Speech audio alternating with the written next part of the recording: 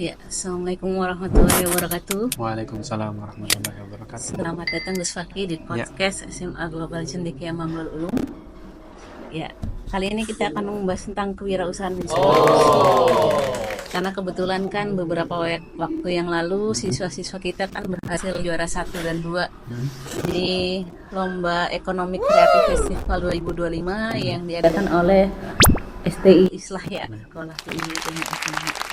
Nah, menurut Gus Fakih, apa manfaatnya anak usia sekolah itu belajar bisnis atau kewirausahaan sejak masih sekolah gitu?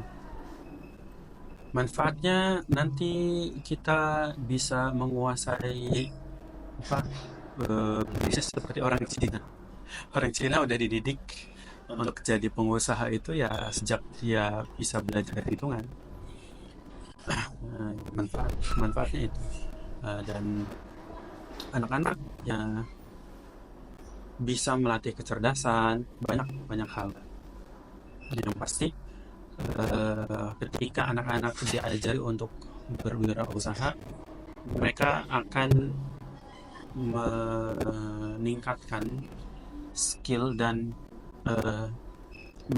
menumbuhkan apa namanya sense bisnis, menumbuhkan sense bisnis. Nah, ini penting banget, Bu.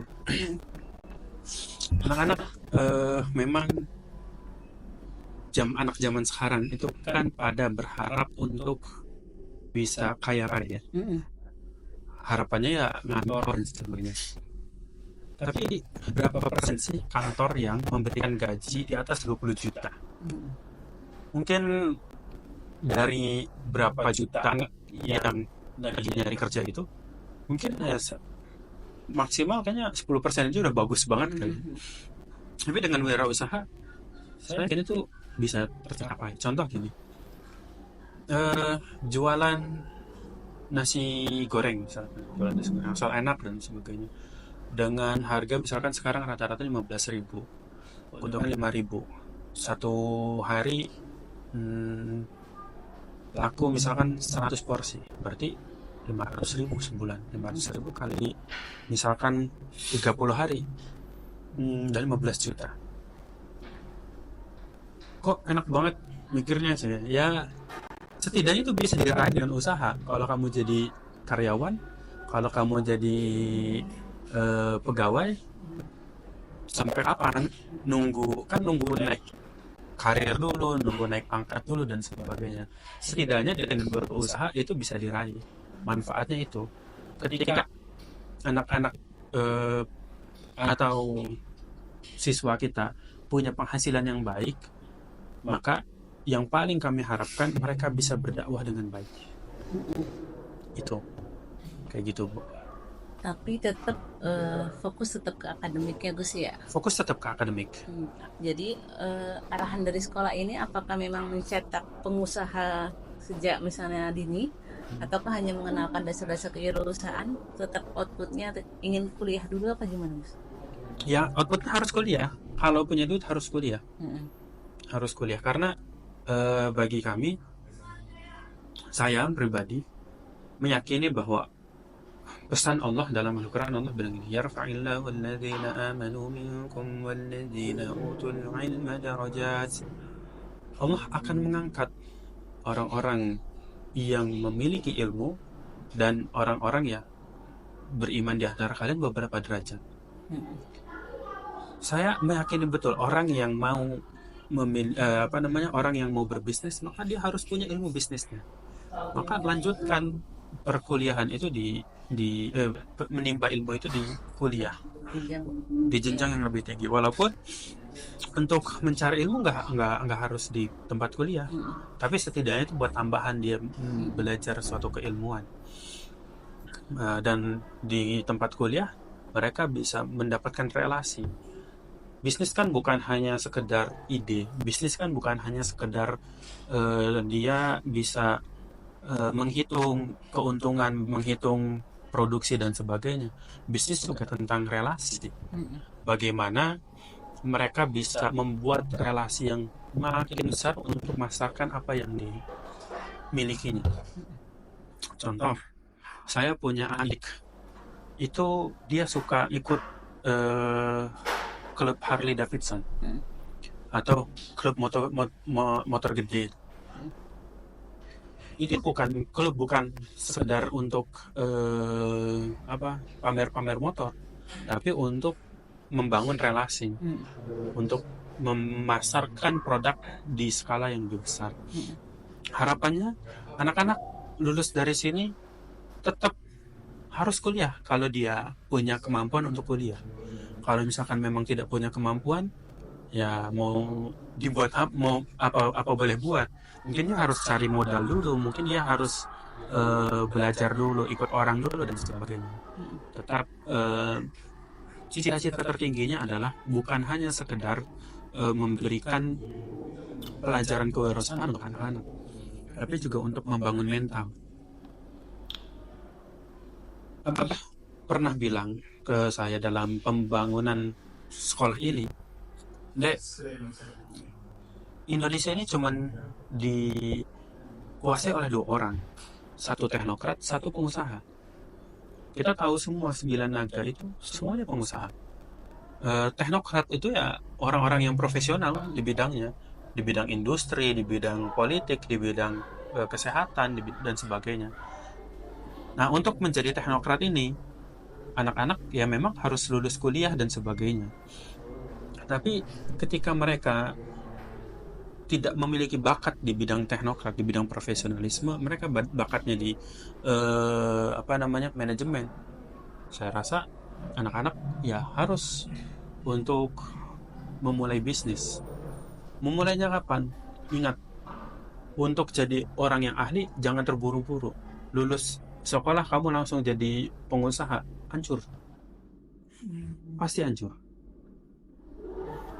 Kumpulkan dulu relasi sebanyak-banyaknya, baca buku sebanyak-banyaknya, belajar kepada orang baik di universitas ataupun di luar universitas sebanyak-banyaknya.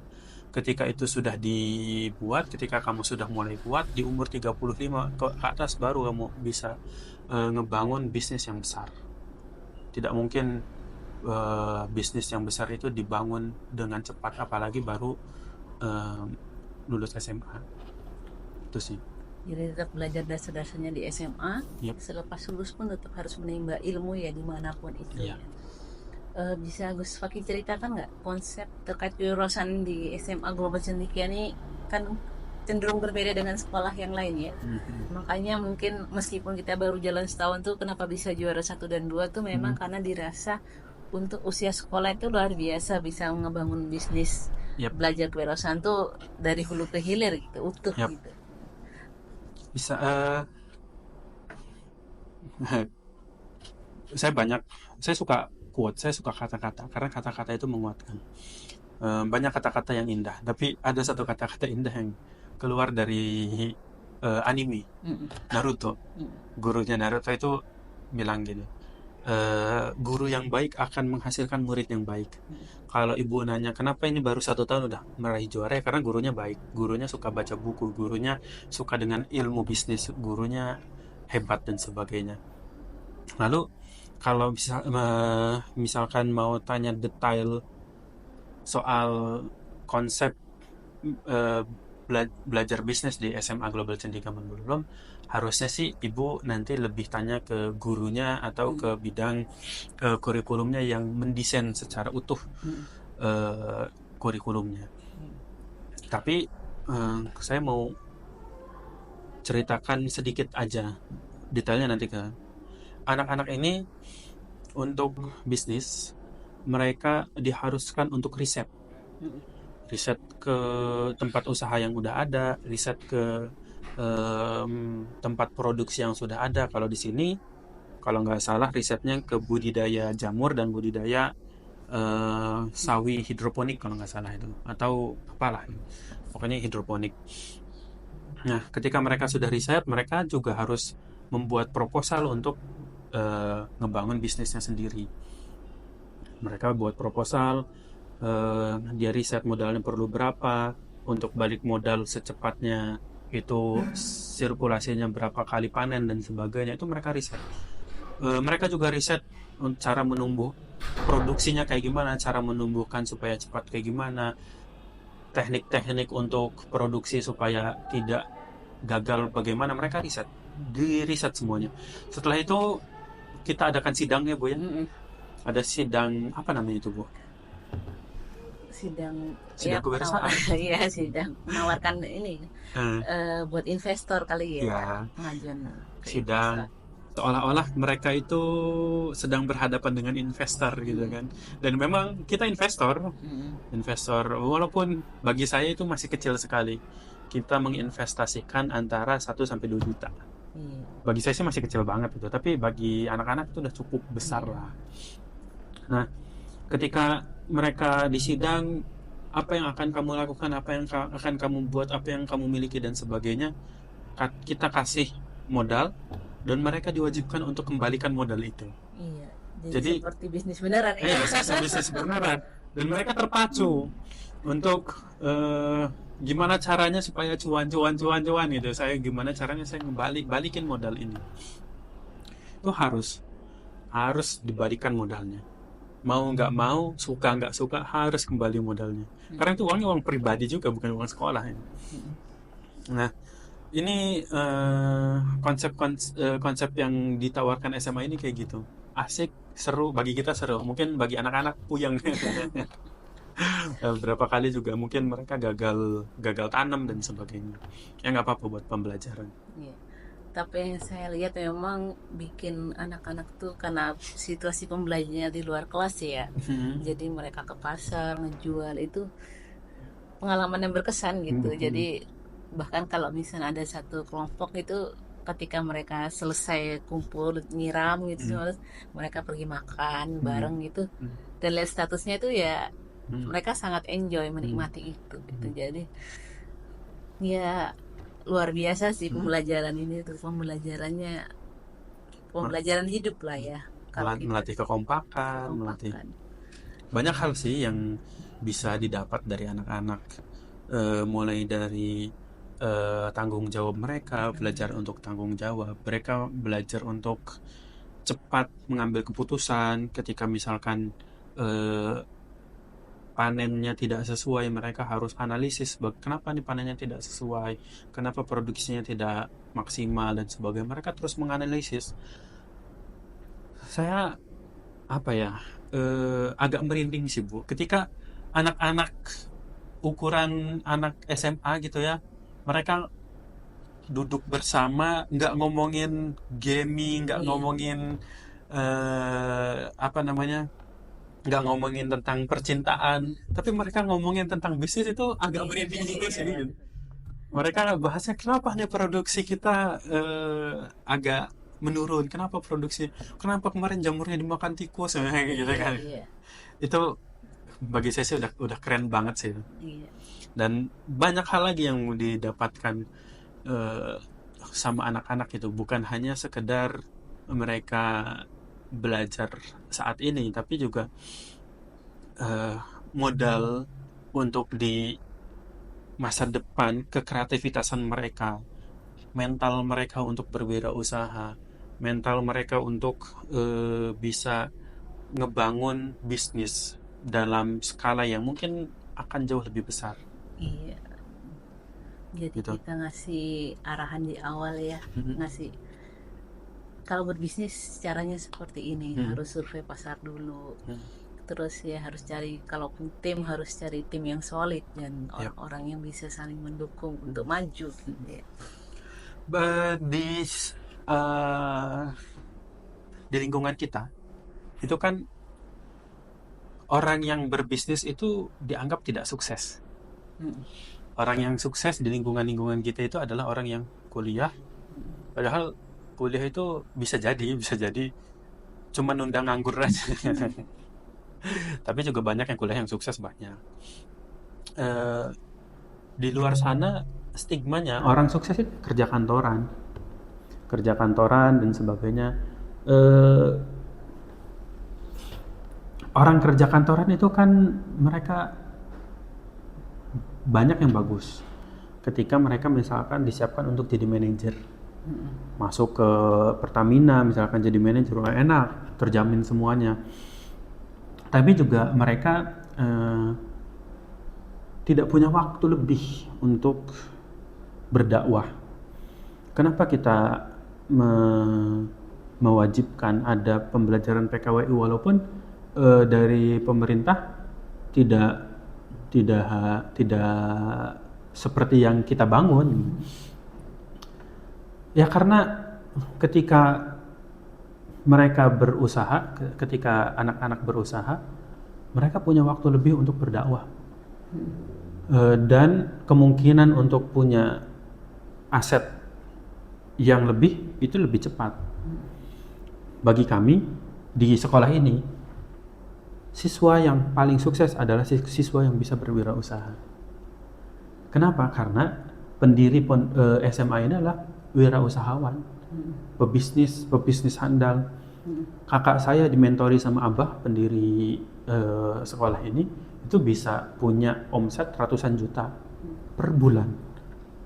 Umur 30 bisa omset ratusan juta per bulan, itu luar biasa sekali. Abah sendiri bisa ngebangun sekolah ini tanpa adanya bantuan-bantuan dari banyak pihak.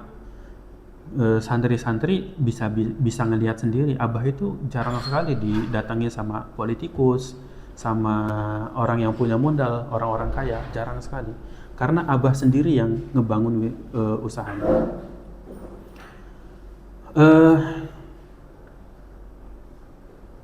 Harapan paling akhir adalah ketika anak-anak punya kekuatan secara finansial, maka mereka akan bisa berdakwah dengan mudah. Contoh gini, ketika anak-anak di sini hanya sekedar misalkan kerja biasa dan sebagainya, tidak punya cita-cita besar untuk berdakwah, maka ya sudah, yang selamat hanya dirinya saja gitu. Ya bagi saya sih sekolah lain bisa mewakili inilah gitu. Sekolah-sekolah lain bisa mewakili untuk mencetak anak-anak yang bisa sekedar kerja, sekedar jadi pegawai dan sebagainya. Tapi sekolah ini nggak sekedar itu. Sekolah ini harus mewadahi anak-anak bukan hanya sekedar bisa lulus sekolah, tapi juga mereka harus punya bekal dakwah. Makanya di sekolah ini di tingkat SMP-nya mereka udah harus hafal terjemah Al-Quran, mereka harus hafal 5 kitab dasar di pesantren, mereka harus bisa menguasai 30 kitab, mereka harus bisa hafal Al-Quran bil ghaib. Maka masuk SMA mereka sudah tinggal menyiapkan duniawinya. Sederhana, Bu. Banyak orang alim tapi kebingungan untuk bangun musola. Bagi saya, kalau misalkan santri di sini, siswa di sini bisa punya duit yang banyak, ketika mereka misalkan jadi pegawai, misalkan mereka jadi manajer, mereka bisa membangun musola. Setelah itu musolahnya disiapkan PS5. Waduh, untuk apa musola PS5? Ya supaya ada yang datang. Oh iya. Supaya ada yang datang, supaya ada yang mau sholat. Kalau waktunya sholat, PS5 wajib mati, nggak boleh ada yang main. Maka saya yakin itu akan lebih menumbuhkan cinta mereka terhadap agama ini dibandingkan mereka kita teriak-teriak, wah anak zaman sekarang pada main HP miring, pada main Mobile Legends, pada main. Mending kita nyiapin sarana buat mereka boleh main Mobile Legends tapi dengan satu syarat, ngaji. Tapi dengan satu syarat, sholat jamaah. Tapi dengan satu syarat, kamu harus sekolah paginya. Maka itu akan membuat generasi-generasi yang baru, dan itu bukan hanya saya nanti. Saya harap anak-anak di SMA ini yang meneruskan cita-cita itu. Maka anak-anak di SMA ini ya harus pintar. Bukan hanya akademik, tapi juga semuanya. Kamu ketika lulus dari sini, sana kuliah. Lulus dari sini, sana belajar. Nggak boleh berhenti belajar. Siapin siapin bisnis kamu, siapin modal bisnis kamu, siapin semuanya. Mungkin sekarang lagi viral, Bu. Raim Laude itu, Raim Laude yang bilang Prilly Latuconsina itu sukses karena kerja keras. Ya, ini untuk anak-anak di SMA Global Cendekiaman Bolulum dan di luar sana juga gitu sama. Kalau kita mau sukses baik di bidang bisnis ataupun di bidang yang lain, kesehatan, politik, militer dan sebagainya, kamu harus persiapan, kamu harus banyak bersiap, banyak baca buku, latihan fisik, sehat badan dan sebagainya. Tidak ada kata sukses tanpa kerja keras, tidak ada kata sukses tanpa baca buku yang banyak, tidak ada kata sukses tanpa membuat relasi yang banyak. Tidak ada kata sukses tanpa meluaskan hati seluas-luasnya. Kalau kamu mau sukses, hatinya masih sempit, disenggol dikit langsung baper ya, wassalamualaikum gitu. Balik lagi ke bisnis plan ini anak-anak. Di sini mungkin bagi beberapa orang di luar ya Bu ya, menganggap pembelajaran bisnis di sini ini sudah sangat luar biasa. Tapi bagi saya ini masih tahap pertama dari mereka belajar bisnis. Karena tahap akhirnya mereka harus mengelola bisnis yang mungkin omsetnya saya harapkan bisa ratusan juta, bahkan bisa miliaran per bulan. Itu harapan saya dan doa saya selalu untuk mereka. Yang saya lihat sih memang anak-anak di sini itu dilatih untuk punya pandangan ke depan ya, punya visi. Misalnya pun mereka kuliah dan selepas kuliah mau ngapain itu udah dilatih. Bahkan misalnya kemarin tuh terakhir tuh beberapa waktu yang lalu lihat anak-anak presentasi brand, mereka bikin brand bisnis mereka. Wah, saya mikir luar biasa ya, zaman saya sekolah tuh nggak seperti itu gitu maksudnya. Ini insya Allah SMA Global berhasil kedepannya mencetak generasi muda yang utuh ya, pemahaman agamanya, terus punya skill yang mumpuni untuk bertahan hidup, punya pemahaman ilmu yang menyeluruh gitu. Jadi insya Allah Indonesia bisa mencapai Indonesia emas lah. Amin. Bukan gitu. Indonesia cemas ya. Bukan, Indonesia emas kedepannya gitu. Di tengah sekarang banyak anak muda yang adiksi gadget, ya ini secerca harapan buat kita bahwa bisa kok anak-anak muda itu punya harapan, punya potensi asal memang kita bisa mengarahkannya. Ya sebenarnya sih saya yakin bisa. Tinggal bagaimana keseriusan guru. Insya Allah guru-guru di SMA Global Cendekiaman Bolulum selalu mendampingi teman-teman adik-adik untuk memberikan ilmunya agar mereka bisa selamat dunia akhirat. Ya, yang terakhir Gus mungkin pesan dan buat teman-teman yang lihat. Ya kalau mau ngaku sebagai pelajar banyak baca buku. Kalau kamu mau ngaku saya ini pelajar, mungkin ada yang punya KTP pelajar gitu. Banyak belajar, banyak baca buku, banyak diskusi, banyak bangun relasi, karena ya tidak disebut seorang pelajar tanpa baca buku, tidak disebut seorang pelajar tanpa belajar ke orang yang ahli. Jadi banyak belajar aja. Saya yakin Indonesia ini akan semakin baik ketika kita bisa banyak baca buku. Saya sangat merindukan sosok Bung Hatta. Bung Hatta akan lahir lagi ketika kita memulai untuk baca buku. Ketika kita sudah punya 7 kontainer buku, kita sudah berpikir ketika kita pindah dari suatu tempat, kita memiliki kerinduan terhadap buku. Saya yakin teman-teman akan bisa sukses jalannya satu, sesuai pesan pertama Allah kepada Kanjeng Nabi Muhammad, Iqra, baca buku, baca lingkungan, baca manusia, baca sekitar kita, dan baca alam, baca semuanya, banyak baca. bohong rasanya ketika kita bilang mau sukses tanpa banyak baca. Saya mungkin lebih banyak baca buku dibanding Bu Nisrina, tapi saya sering kali belajar dari Bu Nisrina. Saya sering kali belajar dari semua orang yang saya hadapi. Ingat, buku bukanlah kebenaran mutlak, ia cuman sebagai data wawasan. Orang yang wawasannya luas, hatinya akan lapang. Hatinya akan lapang, akan santai menjalani hidup. Itu aja mungkin. Nanti kita lanjut di episode selanjutnya. Terima kasih. Assalamualaikum warahmatullahi wabarakatuh. Waalaikumsalam warahmatullahi wabarakatuh.